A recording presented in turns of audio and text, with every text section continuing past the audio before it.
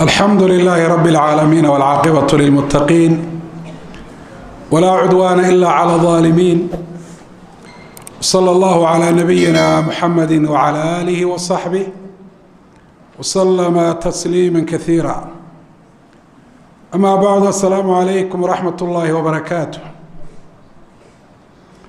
ودرسيgeeni u dambeeyay duruustii iyo kelmadihii waanooyinka ahaa waxaanu ku saabsan yahay biidni illaahi subxaana wa tacaala inaynu isxusuusino qiimaha 10 bisha Ramadaan u dambeeya oo inagu soo foolle oo habeen iyo maalin ay naga xigaan. bisha Ramadaan waa bil Ilaahay subxaana wa tacaala uu barakeeyey. ilaahayna subxaana wa tacaala dadka muslimiinta uu fududeeyey una yasiray khayr fara badan oo adduunyadan ay kala tagaan oo ay ka dhigtaan sahay aakhiro. wa shahrun mubaarak walay muuqataa taasi oo dadka muslimiinta ahi marka bishan ay usoo gasho waxaa farabataa qaabilitaanka ay khayrka qaabilaan iyo dadaalka ay ku dadaalaan camalada wanaagsan iyo toobadkeenka in fara badan oo kamid ah ay ka toobad keenaan xumaano iyo dambiye ay samayn jireen. bisha Ramadaan waxa u barako badan 10 u dambeeya gaar ahaan habeenada. 10kaasi waxaa ku jira habeenka Ilaahay subxaana wa tacaala uu tilmaamay inuu yahay habeen mubaarak, habeen khayrkiisa Ilaahay uu badiyey, khayr fara badanna sabab u noqda. Ilaahay maruu quraanka ka warramayo wuxuu yidhi inna anzalnaahu fi laylatin mubaaraka. quraanka waxaanu soo dejinay habeen khayr badan iyo barako fara badanna sabab u noqda. waa laylatul qadriga. 10 bisha Ramadaan u dambeeya nabiyuna Muhammad alayhi salatu wasalaam isagoo guud ahaanba khayrka ku dadaali jiray, gaar ahaan bisha Ramadaan aad u dadaali jiray. 10 Ramadaan u dambeeyana rasuulku alayhi salatu wasalaam dadaalka waa sii kordhin jiray. Aisha waxay tiri radiyallahu anha kana nabiyyu alayhi salatu wasalaam yajtahidu fi Ramadaan ma la yajtahidu fi ghayrihi. rasuulku wuxuu u dadaali jiray Ramadaan oo khayrka iyo wanaaga iyo acmaasha wanaagsan uu ugu dadaali jiray si ka badan sidoo ugu dadaali jiray waqtiyada kale Ramadaan aan ahayn. ana kana yazdaadu an-nabiy alayhi salatu wasalaam khayran wa ijtihadan ala al-a'mal as-salih. khayr buu kororsan jiray iyo dadaal uu ku dadaalo amalada wanaagsan. ويجتهد في العشر الأواخر من رمضان ما لا يجتهد فيما سواه. 10 رمضان الدنبيان رسولك وحود ذلك جري سكبدا سيدو ذلك جري رمضان انت هذا كلام. وحينام وجسي رضي الله عنها ذلك رسولك عليه الصلاة والسلام 10 الدنبي كان النبي عليه الصلاة والسلام إذا دخل العشر شد المئزر وأحيا الليل وأيقظ أهله. نبي عليه الصلاة والسلام 10 رمضان الدم مركي سو غلان قنتي أيوات كيسان جري وددال بو موجين جري وحيابها مشغولين كرا الدمر كاي كميديهين وا كديران جري. هبينك 10 رمضان هبين كستو كميدنا عبادو ku nooleen jiray, salaad, quraan oo akhriyo, dhikri, دعاء بريه إلهي سبحانه وتعالى وبريه. وأيقظ أهله ورسولك عليه الصلاة والسلام ريركي سنوات توسين شري وصلاة الليل كايو توسين شري. وحمد النبي عليه الصلاة والسلام طبعا كدم بينا نسيحان شرين. لكن دمر كومدي دي شرين إلى السيحدان وسيحان شرين دمر كيسو. لكن صلاة الليل كايو رسولك عليه الصلاة والسلام وكعين شري 10 رمضان الدنبي. نبي محمد عليه الصلاة والسلام يسقى ناصح أمين الله تليفي عن wuxuu ummadiisa ku booriyey oo ku dhiirigeliyey tobanka bisha Ramadaan u dambeeya inay dadaalka khayrka kordhiyaan taharru laylatul qadri fi al-ashr al-awaakhir min Ramadaan habeenka laylatul qadriga ee qiimaha badan waxaad ka raadisaan oo aad ka baadhaan tobanka dambe ee Ramadaan buu Nabigu calayhi salaatu wasalaam mar kale rasuulku calayhi salaatu wasalaam wuxuu tilmaamay habeenada witriga tiradoodu kala dhiman tahay in laga raadiyo tobankan waxa qiimo gaar ah u yeelay inuu ku jiro habeenka qiimaha badan ee barakaysan ilaahay subhanahu wa ta'ala oo kitaabkiisa ku sheegay inuu quraanka soo dejiyay inna anzalnahu fi laylatil qadr wama adraka ma laylatul qadr laylatul qadri khayru min alf shahr تنزل الملائكة والروح فيها بإذن ربهم من كل أمر سلام هي حتى مطلع الفجر إلى وقت الماء كتاب كان قرآن كاين سودة ليلة القدر كتبتي هورانا السيدة والشاقة رسولك عليه الصلاة والسلام لفتوده بشهر رمضان أي سودة كتيرين كتاب القرآن كاكور ريس وقت قيمها بدن بركة يسنبو إلهي سبحانه وتعالى لا يغن تيري soo dejinta uu ku soo dejinayo waxyiga rusushiisa iyo ambiyadiisa ilaahay subhanahu wa ta'ala laylatul qadri gaarinkiisa waa weynay wama adraka ma laylatul qadr haku ogeysiyay laylatul qadri wuxuu yahay ana waa laylatun azimatun sharifa ذات قدر عند الله سبحانه وتعالى وبين aad u weyn oo sharaf badan oo ilaahay subhanahu wa ta'ala agtiisa qadar iyo qiimo ku leh waxyaabaha habeenka dhaca wax kamida ayuu ilaahay subhanahu wa ta'ala tilmaamay tanazzalu al-malaa'ikatu war-ruuhu fiha habeenka waxa soo daga waliba aad u soo dago iska daba yimaada malaa'ikta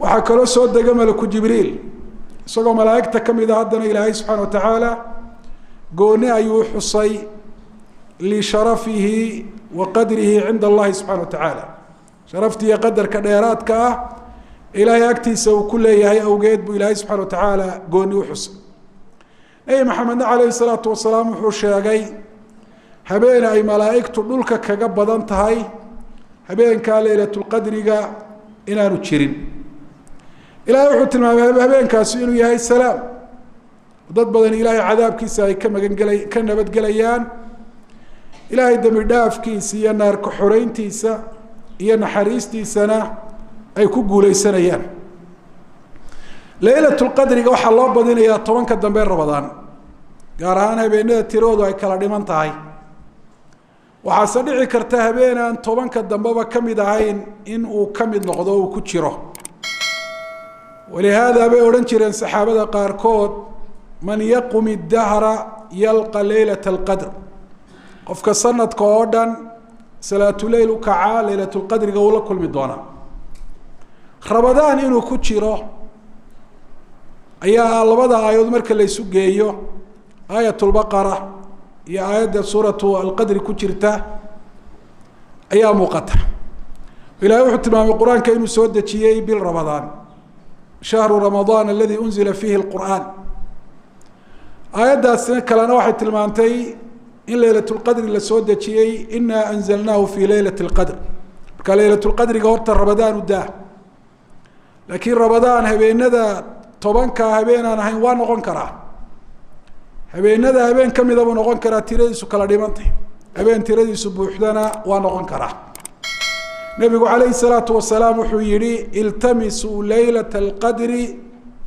fi aakhir laylatin min ramadan laylatul qadriga waxaad ka raadisaan habeenka u dambeeya ee bisha Ramadaan kamida hadii soddon ay ku dhamaato Ramadaan habeenkaasi wuxuu noqonayaa habeen tiradiisu ay buuxdo marka arin maqtuuc oo go'an maaha in laylatul qadrigu tobanka dambe uu ku jiro waa loogu rajo weeyahay in habeenada tiradoodu kala dhiman tahay uu ku jiraana arin la hubo oo si go'an loo sheegi kara maaha laakiin waa loogu rajo badan yahay habeen aan witri ahayn tiradiisu ay kala dhiman tahay ayuu noqon karaa.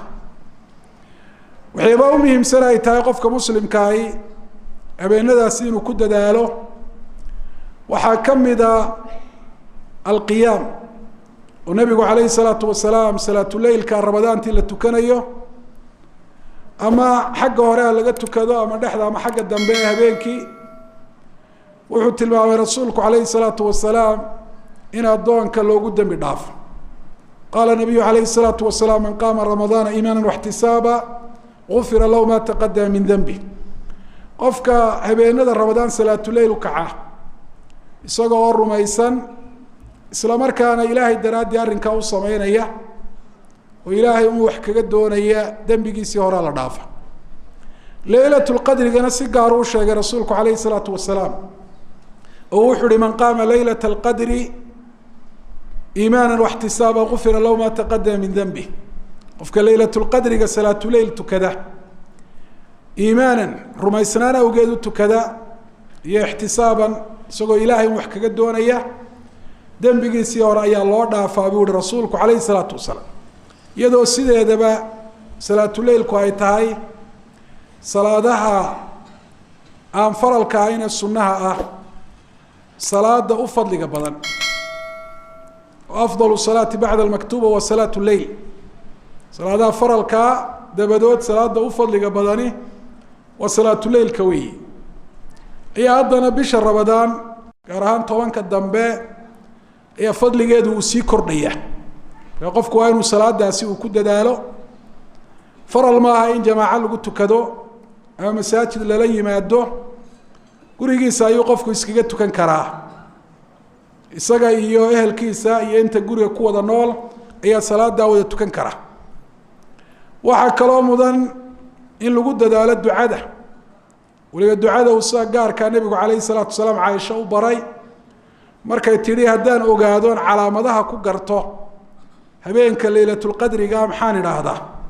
rasuulku calayhi salaatu wasalaam wuxu uhi waxaad tidhaahdaa allahuma inaka cafuwun tuxibu lcafwa facfu canii. ilaah waxaa tahay mid dhaafista addoomihiisa khaladka iyo dembiga ay galaan u dhaafaa ay fara badan tahay. cafiskana ilaah waad jecesha. walihaada baa ilaahay subxana watacaala addoomihiisa u cafiyaa.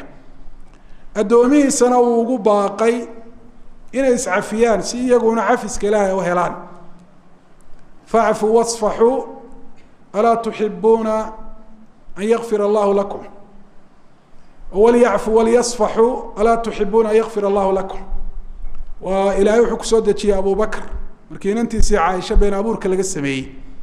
ninkii mistax la odhan jiray faqiirka ahaa ee hawshaa dhex galay qaraabada ay ahaayeene uu masruufi jiray uu masruufkii ka joojiyey ayaa ilaahay wuxuu yidhi ka jeestaan cidda ku khaldantay hana cafiyaan meedaan idinkuba jeclayn ilaahay subxaana watacaala inuu idin dembi dhaafo. faman cafaa wa aslaxa faajruhu cala allah. cafiska ilaahay waa jecel yahay. addoomihiisana wuxuu ugu baaqay uu ku dhiirigeliyey ciddii khalad iyo gefka gashaa inay cafiyaan. facfu canii tuxibu lcafwa facfu canii. ilahu cafiskaad jeceshahay ilaahay u icafi. khaladkiiyo gefka aan galo ilahu ha igu qabanin oo adduun iyo aakhiro midnaba ciqaabkiisa ha igu tusin ilaahay u ii dhaaf. sidaasoo kale acmaasha saalixa ah ee sadaqadu ay ka mid tahay waa in la farabadiyo 10ka dambe ee bisha ramadaan. waxaanay u badan tahay in guryaha la iskaga tukan doono. masaajidkan aynu galabta fadhino caawa wixii ka dambeeya salaatu taraawiix loogu soo talageli maayo. salaatu tahajudna looguma soo talagelayo. salaada cishaa'i marka laga baxo waa la xidhi doonaa biidni illaahi subxaana watacaala.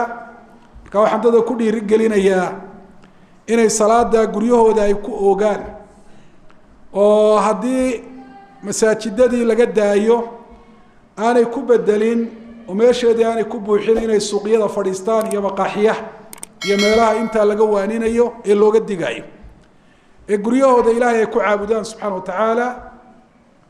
oo nebigu wuxuu uhi ijcaluu min salaatikum fii buyuutikum. salaadiina wax ka mida guryihiina ku tukada. salaada sunnaha in guryaha lagu tukado rasuulku calayhi salaatu wasalaam guud ahaan waa dhiirigeliyey. waxaanu tilmaamay salaada qofku uu tukado salaada u fadli badan inay tahay ta gurigiisa uu ku tukado marka laga reebo salaada faralka marka laga hadlayo ragga waa fiicnayd qofku inuu jamaacada ama imaamka la tukado salaatu taraawiix suu helo fadliga uu rasuulku sheegay calayhi salaatu wasalaam oo qofka imaamka la tukada ilaa uu dhammaynayo in qiyaamu leyla loo qoro laakiin xaaladaha jira awgood waxay isla garteen in fara badan oo culimada ka midii lagana yaabo sida wasaaradda laftoodu ay noo sheegeen inuu ku soo baxo bayaan wasaaradda ka soo baxa ilaa galabta sida wasiirku uu shakhsiyan aniga uu ii sheegay in salaadaasi guryaha lagu tukado oo aan masaajidada aan lala iman ilaahay baynu subxaana watacaala weydiisanaynaa inuu inoo fududo inaga aqbalo xaaladaha taaganna ilaahay subxaana watacaala inuu inaga fududeeyo rabbi subxaana watacaala xanuunada iyo balaayooyinka iyo masaa'ibtaasi uu ina baalmariyo rabbina subxaana watacaala cidda uu ku dhaco uu uga dhigo mid si fudud oo sahlan waxa weeyaan ku dhaafa ilaahayna subxaana watacaala raxmadiisa iyo barakaadkiisa iyo dembi dhaafkiisa bishan khayrka badan haynagu arsaaqo oo kuwa naarta uu ka xoreeyo rabbi subxaana watacaala haynagu daro